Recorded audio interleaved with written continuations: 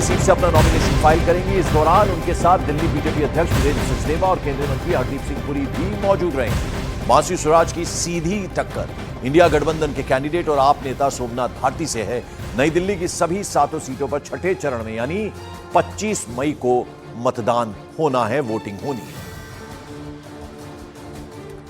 मानसी स्वराज आज अपना nomination file करने वाली हैं और सीधी उनकी टक्कर जो है वो इंडिया गठबंधन के कैंडिडेट है, आप नेता सोमनाथ भारती से है।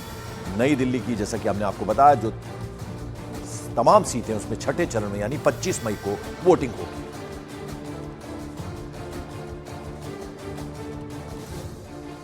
तो नई दिल्ली सीट पर पूरे देश की नजर टिकी हुई है। पूर्व विदेश मंत्री और प्रखर वक्ता रही सुषमा स्वराज की बेटी हैं मानसी स्वराज, उन्हें बीजेपी ने मैदान में उतारा है और उनका सामना, जैसा हमने आपको बताया, आपके वरिष्ठ नेता हैं और पूर्व मंत्री रह चुके हैं सोमनाथ भारती से उनका मुकाबला होना है। नई दिल्ली से उतारा है इस बार मानसी स्वराज को बीजेपी ने और उनका सीधा मुकाबला इंडिया गठबंधन के जो नेता हैं यानी आम आदमी पार्टी के नेता सोमनाथ भारती से होना है।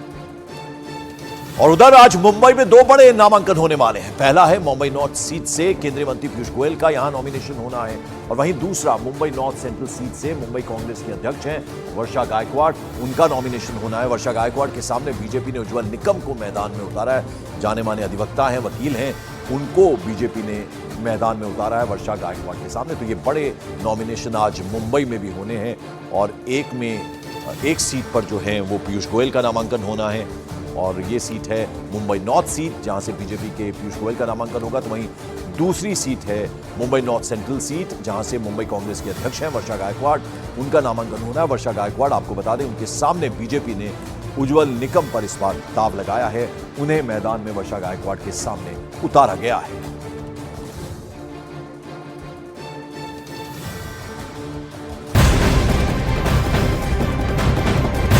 मॉर्निंग प्राइम में बड़ी खबर बिहार के रोहतास से आ रही है। रोहतास के काराकाट लोकसभा सीट से निर्दलीय प्रत्याशी और भोजपुरी अभिनेता पवन सिंह ने प्रधानमंत्री नरेंद्र मोदी की तारीफ की। पवन सिंह ने कहा कि प्रधानमंत्री मोदी देश का विकास कर रहे हैं। पीएम मोदी के बारे में उन्होंने ये भी कहा कि कुछ लोग पीएम मोदी के नाम पर चुनाव जीतना चाह रहे हैं, ये भी उन्होंने कहा है। तो पीएम मोदी देश का डेवलपमेंट कर रहे हैं, विकास कर रहे हैं। पवन सिंह ने यह कहा पीएम के नाम पर कुछ लोग चुनाव जीतना चाह रहे हैं। ध्यान न देवो विकास के काम पर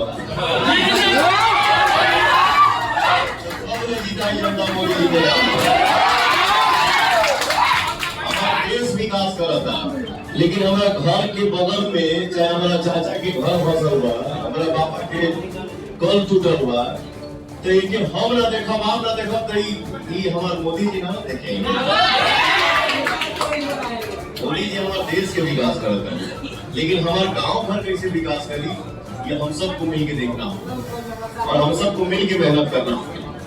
तो मैं 2 लाइन में एक ही बात कहूंगा भैया कि बटन वो दबाइएगा, बटन वो दबाना जो भविष्य में कभी आपको दबने लगे।